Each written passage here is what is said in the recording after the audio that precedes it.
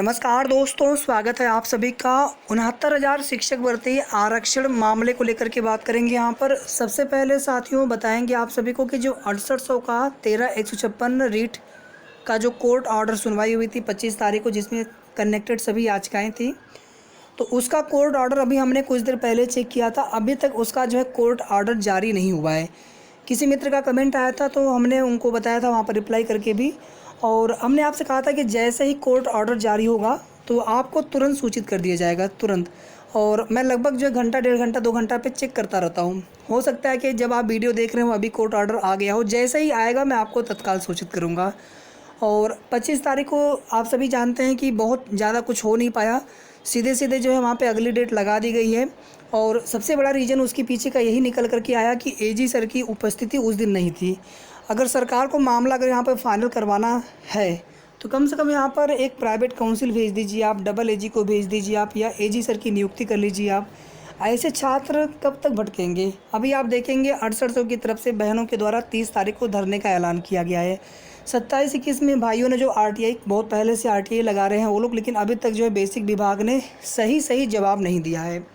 डुबेल आरक्षण मामले पर काउंटर को लेकर के बात कर रहे हैं, जिसमें आप देखेंगे चाहे मोहिनी तिवारी वाला कोर्ट ऑर्डर हो या फिर रॉबिन सिंह वाला, उसमें जो काउंटर मांगा गया है, उसमें जो जितेंद्र कुमार वाला जो एक सुप्रीम कोर्ट का जो ऑर्डर उसमें लगाया गया है, तो उन सभी मामलों को लेकर के कहीं ना कहीं सबकी चिंता बनी हुई है कि पता नहीं भविष्य में क्या हो सकता है मामले में। आप देख रहे होंगे कुछ लोग 12,460 शिक्षक भर्ती जैसा इस भर्ती का हाल न हो जाए, इस प्रकार का भी सभी के मन में कहीं ना कहीं डर सता रहा है। या फिर आप देखेंगे एक चयन सूची 72,825 शिक्षक भर्ती की आई थी। तो थोड़ा सा हम सभी को क्या करना है साथियों कि जो भी ये सब चीज़ें होती हैं थोड़ा सा इनको अवॉइड करना चाहिए। कोई मतलब उनका है नहीं, सभी मामले अपने अलग अलग थे। कहीं पर सुने जनपद का मामला था, कहीं पर कुछ मामला था, और यहाँ पर आरक्षण का मामला है। एक तो आप देखेंगे साथियों लगातार जो है जो जानकारी मांगी जा रही है, अभी तक बेसिक विभाग जो है पूरी तरह से जवाब नहीं दे पाया है। और यहाँ पर देखेंगे कि जन सूचना अधिकारी प्रथम अपीलीय अधिकारी बेसिक शिक्षा परिषद कार्यालय प्रयागराज, विषय जन सूचना अधिकार अधिनियम 2005 के तहत आवेदन के उत्तर में विभाग द्वारा सूचना देने से इनकार करने तथा सूचना न देने का कारण संतोषजनक न बताने के कारण आपत्ति पत्र ग्रहण करें। तो यहाँ पर एक बार फिर से आपत्ति पत्र भेजा गया है। महोदय, शिक्षा परिषद प्रयागराज द्वारा सहायक अध्यापक पदों को भरने हेतु 69,000 शिक्षक भर्ती हेतु जनता से आवेदन प्राप्त करने हेतु विज्ञापन जारी करते हुए 67,867 अभ्यर्थियों की मेरिट के आधार पर चयनित किया गया था, जिसको विभाग द्वारा 2 चरणों में नियुक्ति प्रदान की गई थी। संबंध में 20/10/2020 को जन सूचना अधिकार अधिनियम 2005 के तहत आवेदन करते हुए 67,867 चयनित अभ्यर्थियों की मेरिट तथा पद की कैटेगरी, उसमें पूरी लिस्ट मांगी गई है। पद की कैटेगरी सार्वजनिक करते हुए आवेदक के व्यय पर पारदर्शी प्रमाणित चयन सूची मांगी थी, जिसके दबाव में बेसिक शिक्षा परिषद प्रयागराज से पत्रांक संख्या ये हो गया, दिनांक 13/4/2022, तिथि 26/4/2022 को प्राप्त हुआ है, जिसमें बताया गया है कि याचिका संख्या 13,156 महेंद्रपाल वाली और 8142 रॉबिन सिंह वाली, विशेष अपील संख्या भी एक है 79 वाली आलोक कुमार वाली, तथा इससे अन्य संबद्ध अन्य विशेष अपीलों पर माननीय, देखिए दिव्यांग वाला मामला है जो हम लोगों की जो 13,156 के साथ कनेक्टेड याचिकाएं हैं, 6800 का दिव्यांग का 13,156 है ही, 27-21 वाला मामला, और साथ में 4 कैटेगरी उसमें बनाई गई है। 6800 की अलग हो गई, 13,156 की कैटेगरी अलग, लेकिन सारे मामले एक साथ ही कनेक्टेड होकर के सुने गए थे 25 तारीख को। अतः माननीय न्यायालय के समक्ष विचाराधीन वादों की स्थिति में जन सूचना अधिकार अधिनियम के तहत सूचना प्रदान करना संभव नहीं हो पा रहा है। ठीक है, यहाँ पर एक देखेंगे कि ये जो जवाब है, और आगे देखेंगे आप कि सीमांत जन सूचना अधिकार अधिनियम 2005 के तहत आवेदक द्वारा शिक्षा विभाग द्वारा संपन्न कराई गई भर्ती में चयन सूची मेरिट पदों की कैटेगरी प्रदर्शित करते हुए मांगी गई है, जिसे किसी भी प्रकार गोपनीय नहीं रखा जा सकता है। ये तो जो जवाब उनका आ रहा है, फिर हमारा उस पर क्या आपत्ति है? जबकि माननीय न्यायालय में विचाराधीन वाद विभिन्न मामलों से संबंधित है। ऐसे वाद सैकड़ों की संख्या में भिन्न भिन्न ग्रीवेंसेस प्रकरण के आधार पर पंजीकृत और अभी भी पीड़ितों द्वारा पंजीकृत किए जा रहे हैं। माननीय न्यायालय के समक्ष विचाराधीन किसी भी वाद में भर्ती में नियुक्त हुए अभ्यर्थियों के चयन सूची सार्वजनिक करने पर रोक नहीं लगाई गई है, बल्कि माननीय न्यायालय और सूचना आयोग स्वयं जनहित अधिकार को सुरक्षित करने के लिए नियमानुसार वांछित सूचना लोक कल्याण के लिए प्रदान करते और करवाते रहते हैं।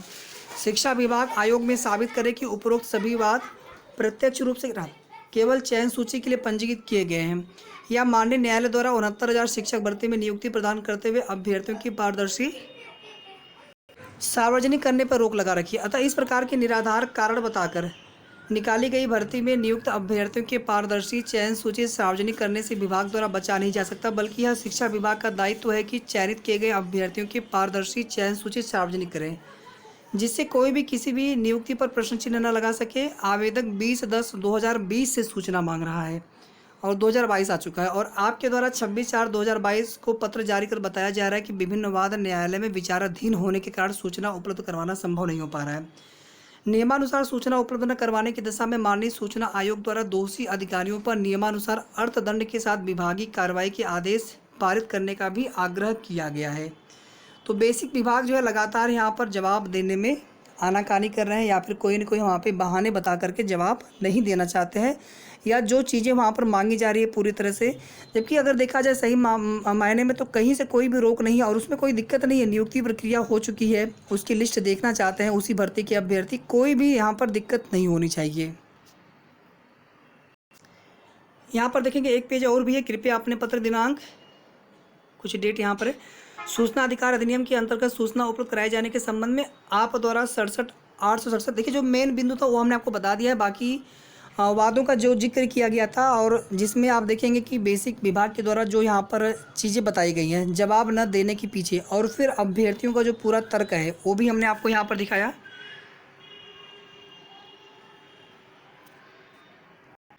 और यहाँ पर देखेंगे राजेंद्र सिंह उप सचिव उत्तर प्रदेश बेसिक शिक्षा परिषद, आप द्वारा 67/867 अभ्यर्थियों की अनंतिम चयन सूची में अभ्यर्थियों के शैक्षणिक गुणांक तथा पद की कैटेगरी के सापेक्ष चयनित अभ्यर्थियों की कैटेगरी 2 कॉलम जोड़ते हुए 67/867 अभ्यर्थियों की प्रमाणित प्रतिलिपि चयन सूची आवेदक के खर्चे पर प्रदान किए जाने का अनुरोध किया गया है। ठीक है, ये तो अनुरोध किया गया है। तो फिर क्या अवगत कराया बेसिक विभाग ने कि 69,000 सहायक अध्यापक के रिक्त पदों पर चयन नियुक्ति हेतु संप्रति माननीय उच्च न्यायालय के समक्ष याचिका संख्या वही बता दिया गया फिर से, महेंद्र पाल 13/156, 81/42 महेंद्र पाल, माफ़ी चाहूँगा रॉबिन सिंह, और 79 जो PCS अपील है आलोक कुमार वाला, वह अन्य इससे संबद्ध जितने भी अपील हैं माननीय न्यायालय द्वारा सुनवाई की जा रही है और इसी वजह से यहाँ पर ये जानकारी नहीं दे पा रहे। लेकिन देखेंगे यहाँ पर पूरा विस्तार से यहाँ पर फिर से जो है आपत्ति की गई है और ये जो भी बहानेबाजी बेसिक विभाग की है उसका भी यहाँ पर स्पष्टीकरण दिया गया है कि ऐसा कोई भी रीजन नहीं है, बल्कि आपको तो यहाँ पे सूचना सार्वजनिक करनी चाहिए ताकि प्रक्रिया निष्पक्ष व पारदर्शी बनी रहे। तो अब देखते हैं साथियों यहाँ पर क्या कार्रवाई करते हैं बेसिक विभाग के द्वारा, या फिर क्या इसका प्रत्युत्तर देते हैं, या फिर लिस्ट सार्वजनिक कब तक करते हैं।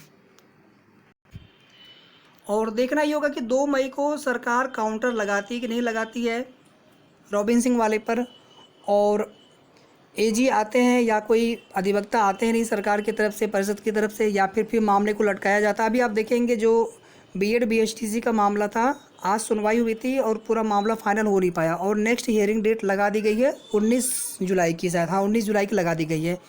तो ये अब ये डर सता रहा है साथियों कि ऐसा ना हो कि 2 मई के बाद सीधे सीधे जुलाई की डेट मिल जाए और फिर विभाग को यहाँ पर एक और बहाना मिल जाएगा।